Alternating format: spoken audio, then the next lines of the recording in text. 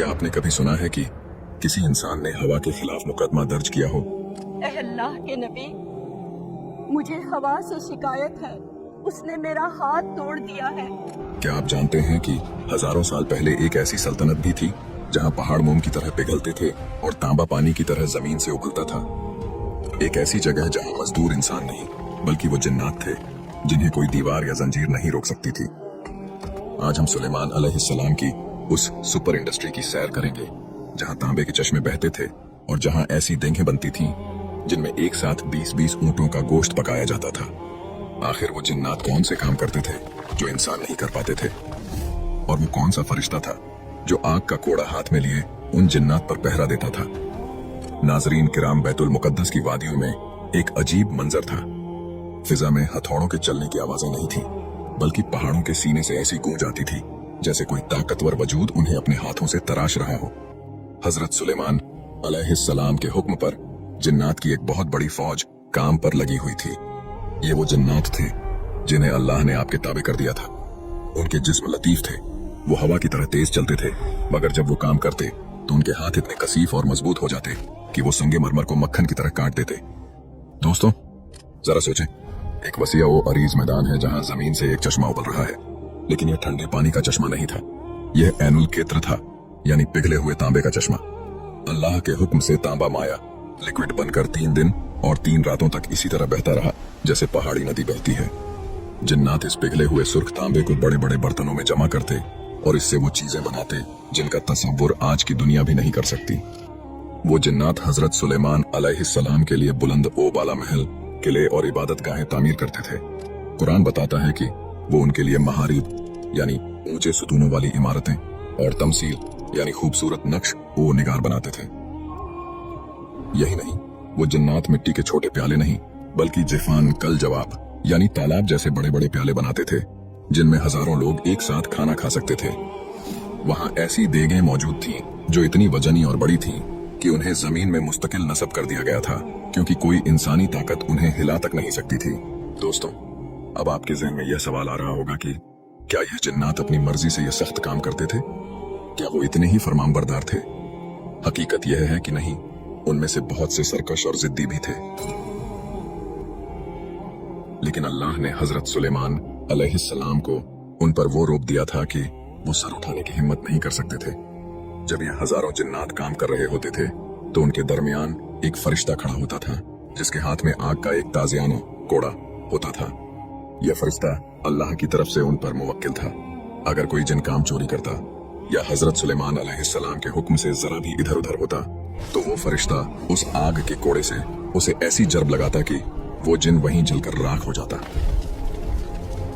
इस हैबत ने उन सरकश मखलूकात को भी एक मुखलिस मजदूर बना दिया था। लेकिन इस अजीम और शान सनाती काम का मकसद क्या था? क्या यह सब सिर्फ नुमाइश के लिए था? तो इसका जवाब है बिल्कुल नहीं। हजरत सुलेमान अलैहिस्सलाम की सल्तनत का एक बड़ा मकसद इंसानियत की खिदमत और अल्लाह के दीन का प्रचार था। उनके दस्तरख्वान पर हर रोज हजारों इंसान, जिन्नात, परिंदे और जानवर खाना खाते थे। उनकी जलसा गाहों के सामने चौपायों के लिए वसीआ मैदान होते थे जहां वो चर सकते थे। उनका बावर्ची खाना हमेशा लोहे के तन्नूरों से गर्म रहता और बड़ी देगों में 20-20 ऊंटों का गोश्त पकाकर मखलूक खुदा में तकसीम किया जाता था। यह एक ऐसी फलाही रियासत थी जहां कोई भूखा नहीं सोता था। अल्लाह ने आले दाऊद को हुक्म दिया था कि ए आले दाऊद, इन नेमतों का शुक्र बजा लाओ, और सुलेमान अलैहिस्सलाम ने शुक्र का हक अदा कर दिया। लेकिन इस सब के दौरान सुलेमान अलैहिस्सलाम के पास एक ऐसी चीज भी थी जिसने उन्हें तमाम बादशाहों से मुमताज कर दिया था। वो थी परिंदों की जबान। एक रोज जब सुलेमान अलैहिस्सलाम अपनी बिसात पर सवार हवाओं में सफर कर रहे थे, वो मक्का मुअज़्ज़मा से गुजरे। वहां उन्होंने काबा को रोते हुए पाया। जी हाँ, काबा ने सुलेमान अलैहिस्सलाम से फरियाद की। आखिर काबा क्यों रो रहा था? और सुलेमान अलैहिस्सलाम ने इस मुकद्दस घर को देखकर किस अजीम उस शान पैगंबर की खुशखबरी दी जो आने वाले वक्त में इस घर को बुतों से पाक करने वाला था। नाजरीन किराम, एक दफा हजरत सुलेमान अलैहिस्सलाम अपनी बिसात यानी उस अजीम उस शान तख्त नुमा बस्ती पर सवार थे जो हवा के दोष पर रवां थी। यह कोई छोटा तख्त नहीं था बल्कि एक फरसख, तकरीबन 3.5 मील लंबा और चौड़ा तख्त था जिस पर सोने का मिंबर लगा था। इसके गिर्द सोने और चांदी की 3000 कुर्सियां बिछी थीं जिन पर अंबिया और उलमा तशरीफ फरमा थे। इस बिसात पर सिर्फ इंसान ही नहीं थे, बल्कि शीशे और लकड़ी के 1000 मकानात बने हुए थे, जहां हजरत सुलेमान अलैहिस्सलाम के अहलो अयाल और खादिम रहते थे। फिजा में उड़ते हुए इस तख्त के साथ एक मुकम्मल लश्कर था, जो 100 फरसख तकरीबन 350 मील के रकबे पर फैला हुआ था। 25 फरसख में इंसान, 25 में जिन्नात, 25 में सहराई जानवर और आखिरी 25 फरसख में परिंदे उड़ रहे थे, जो अपने परों से इस पूरे शहर पर साया किए हुए थे। हैरत की बात तो यह थी कि इस उड़ते हुए शहर का बावर्ची खाना भी हमरा होता था।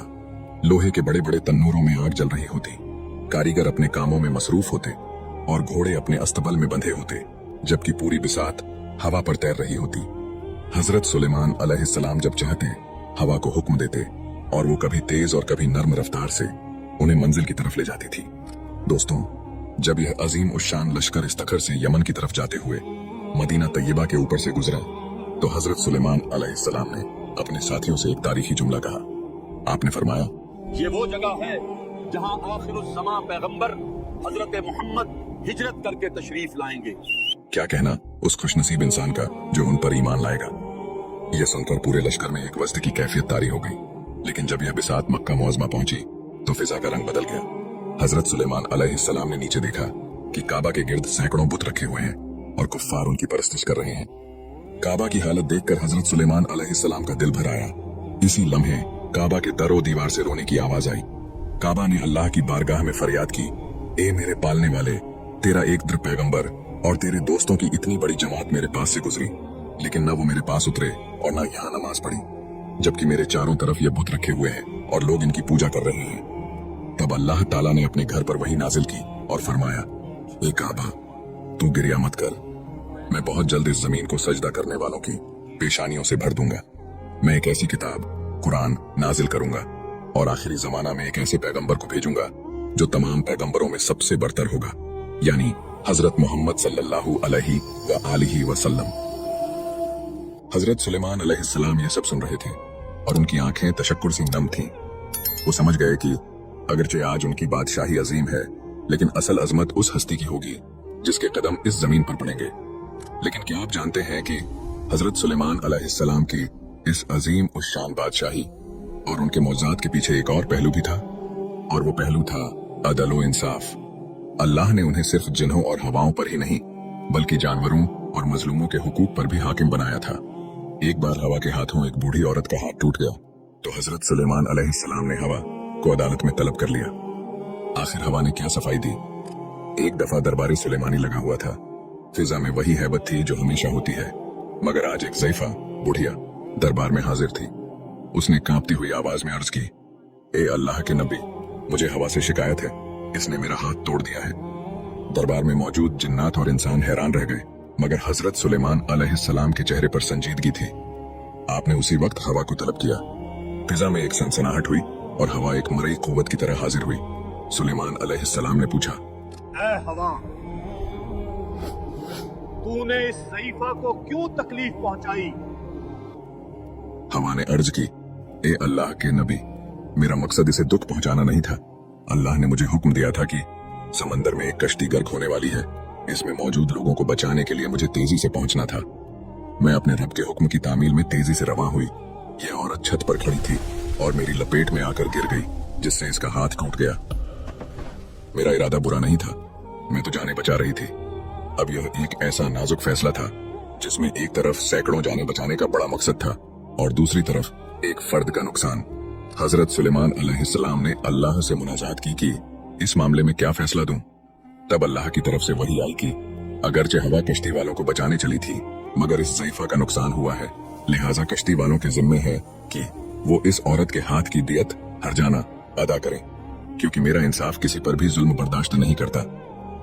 यह था वो अदल जिसने साबित किया कि निजाम कुदरत की तेजी में भी किसी कमजोर का हक पामाल नहीं होना चाहिए।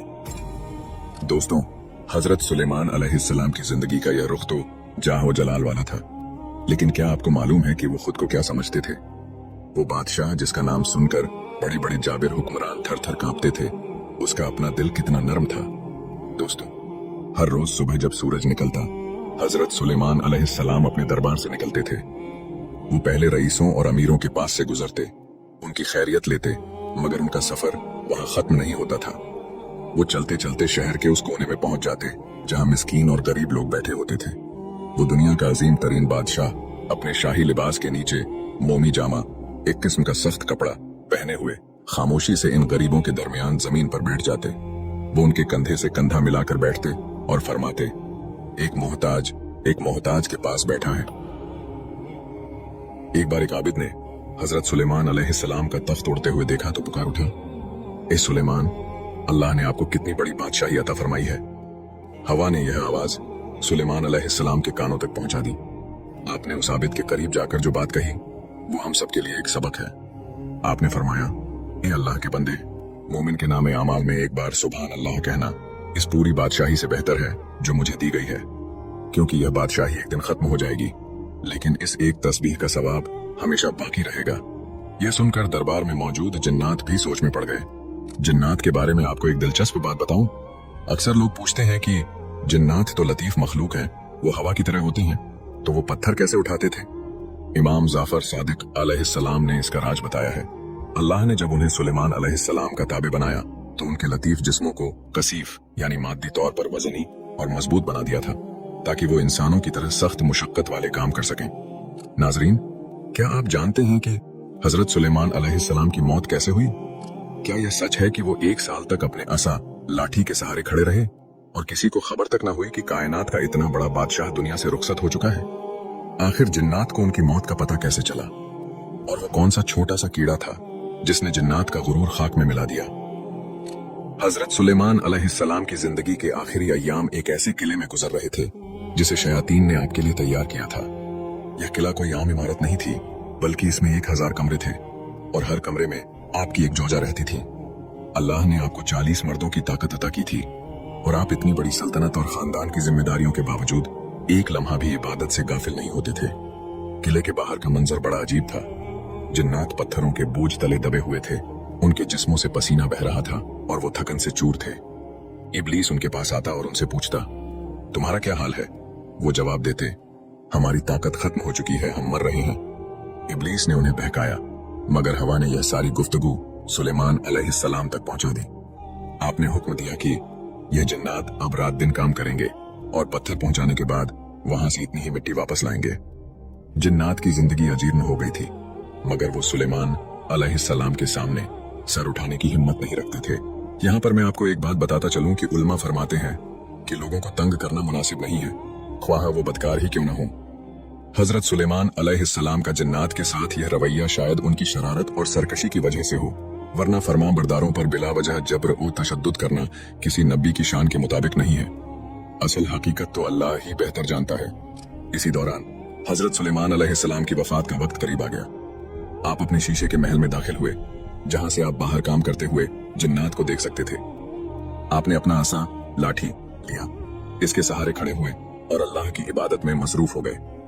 इसी हालत में मलिकुल मौत तशरीफ लाए और आपकी रूह कब्ज कर ली, मगर अल्लाह की हिकमत देखिए, सुलेमान अलैहिस्सलाम गिरे नहीं, बल्कि वो इसी लाठी के सहारे इस्तादा खड़े रहे। दोस्तों, यहाँ से तारीख का वो अजीब तरीन साल शुरू होता है जिसकी मिसाल कहीं नहीं मिलती। एक दिन गुजरा, फिर एक हफ्ता, फिर महीने गुजरने लगे। सुलेमान अलैहिस्सलाम इसी तरह खामोश, साकित और पुररोब अंदाज में खड़े रहे। बाहर काम करने वाले जिन्नात जब ऊपर देखते तो उन्हें सुलेमान अलैहिस्सलाम खड़े नजर आते। वो समझते कि बादशाह उन्हें देख रहा है, इसीलिए वो डर के मारे और ज्यादा तेजी से काम करते। वो जिन्नात जो दावा करते थे कि वो गैब जानते हैं, वो जमीन और आसमान की खबरें रखने का दावा करते थे, वो अपने सामने खड़ी एक लाश को न पहचान सके। यह अल्लाह की तरफ से उनके लिए एक बड़ी जिल्लत थी, ताकि इंसानों को पता चल जाए कि जिन्नात को गैब का कोई इल्म नहीं होता। लेकिन इस तवील खामोशी को किसने तोड़ा? न किसी जिन ने, न किसी इंसान ने, और न ही किसी ताकतवर फरिश्ते ने।